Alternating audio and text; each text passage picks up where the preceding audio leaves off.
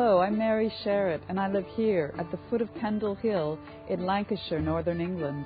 Pendle Hill is famous throughout the world as a place where George Fox received his ecstatic vision that moved him to found the Quaker religion in 1652. But I want to tell you a different story, a story about witches, the true story of the Pendle witches of 1612. In particular, I want to tell you about the most venerable and notorious of those witches, their leader and matriarch, and the narrator of my story. Her name was Old Demdike, a woman of power who changed my life forever. See us gathered here. 3 women stood at Richard Baldwin's gate.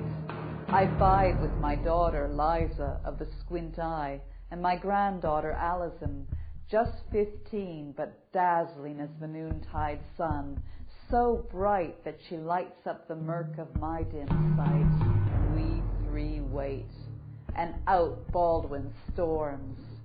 Thin as a brittle dead stalk he is, his face pinched, and he's wearing the dour black weeds of a Puritan. A loud crack strikes the earth. Whores and witches, get out of my ground, he rails, shrill enough to set the crows aflight. Get out of my ground. I'll burn the one of you and hang the other. Mother Demdike, whose real name was Bess Southern, was a cunning woman of long-standing reputation. Her family's business was cunning craft, the art of using charms and spells to heal both humans and livestock. Bess had practiced her craft for decades without interference. In England, as opposed to Scotland and continental Europe, witch persecutions had been rare. But that all changed when the Scottish King James I ascended to the English throne. King James was obsessed with the occult and had even written a book called Demonology, a witch hunter's handbook that his magistrates were expected to read. The tide was turning for Bess and her fellow cunning women, but Bess was not a woman to be easily intimidated, and that terrified her enemies.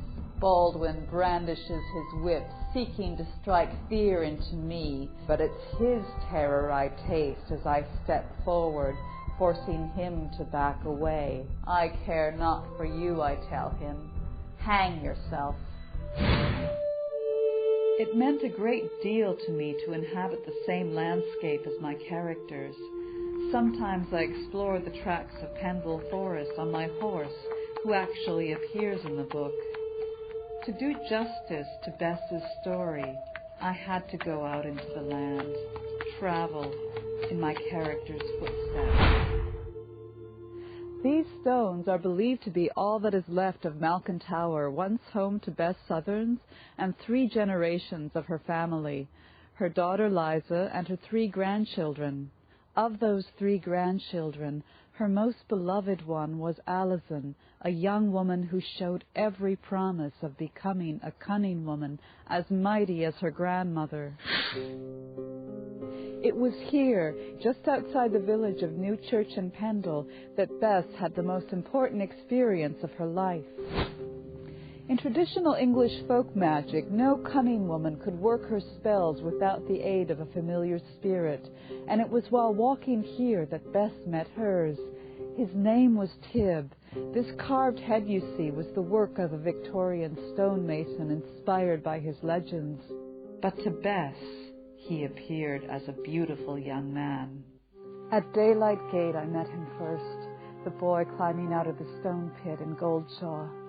The sinking sun set his fair hair alight. Slender he was, and so young and beautiful. Pure, too.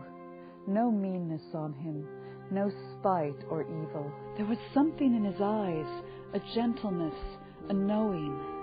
When he smiled at me, I melted to my core, my heart thumping and bumping till I fair fainted away.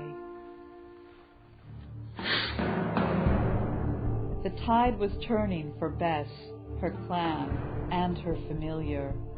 Witch hunters, chief among them Roger Nowell, local magistrate and High Sheriff of Lancashire, viewed Bess and her family with contempt and fear.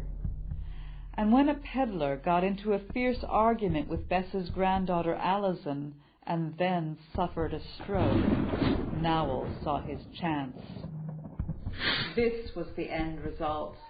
Alison was arrested on witchcraft charges, and so began the downfall of Bess's entire clan, a downfall which ended on the gallows of Lancaster Castle. Other books have been written about the Pendle witches, both fiction and non-fiction, nuanced and lurid. Mine is the first to tell the tale from Bess and Alison's point of view. I long to give these women what their world denied them, their own voice. As a writer, I am obsessed with history and place, how the true stories of our ancestors haunt the living landscape. No one in Pendle can remain untouched by the witches' legacy. I hope you will be as moved by their story as I am.